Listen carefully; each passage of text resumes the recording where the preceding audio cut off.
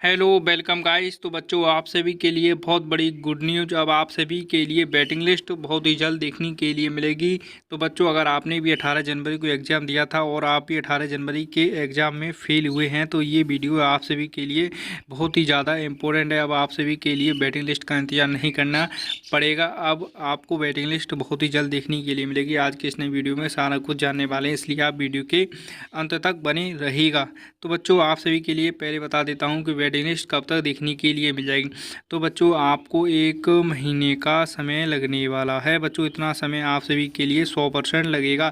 फिर 1 महीने बाद आप सभी की वेटिंग लिस्ट देखने के लिए मिलेगी। बच्चों आपको 30 दिन लगने वाले हैं। 30 दिन के बाद में आप सभी की 32 या 33 दिनों में आप सभी की वेटिंग लिस्ट जारी हो जाएगी। जवाहर नवोदय विद्यालय की तरफ से इतने समय में आप सभी की वेटिंग लिस्ट जारी हो जाएगी। बच्चों वेटिंग लिस्ट में किन किन बच्चों का सिलेक्शन होने वाला है। अगर आपके भी 5 नंबर तक कम है, 5 या 6 नंबर तक कम है, तो उनका बच्चों का सिलेक्शन हो जाता है।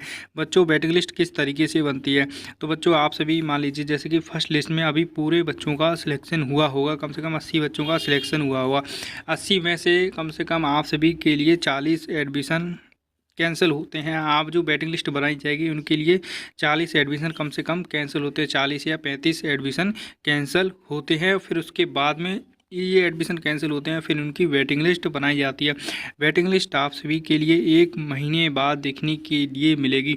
अगर आपके डॉक्यूमेंट या वगैरह कुछ भी कम होता है तो जवाहर नवोदय विद्यालय में आप सभी का एडमिशन कैंसिल कर दिया जाता है। अगर आपके डॉक्यूमेंट पूरे हैं तो आपका सिलेक्शन 100% होता है। बच्चों अगर आपकी उम्र 12 से 13 साल है तो आप सभी का भी एडमिशन हो सकता है। अगर आपकी 15 साल उम्र है तो आप सभी का एडमिशन नहीं होगा। जवाहर नवोदय विद्यालय में इतनी उम्र वाले बच्चे नहीं लिए जाते हैं। बच्चों आप सभी के लिए वेटिंग लिस्ट किस तरीके से देखने के लिए मिलेगी, तो बच्चों जैसे कि आपने फर्स्ट लिस्ट वालों ने अपने रोल नंबर और डेट ऑफ बर्थ से अपना रिजल्ट चेक किया होगा, यानी कि 2 चीज़ों से अपना रिजल्ट चेक किया था। बच्चों उस प्रकार आप अपनी वेटिंग लिस्ट नहीं चेक कर पाएंगे। बच्चों जवाहर नवोदय विद्यालय की तरफ से कभी भी वेटिंग लिस्ट नेट पर नहीं आती। आपको वेटिंग लिस्ट कहां पर देखने के लिए मिलेगी, तो बच्चों 2 या 3 तरीकों से आप सभी के घर पर भेजा जाता है नोटिस। तो बच्चों किस तरीके से नोटिस भेजा जाता है तो आप बच्चों पहले नंबर पर आप सभी के लिए कॉल किया जाएगा जवाहर नवोदय विद्यालय की तरफ से।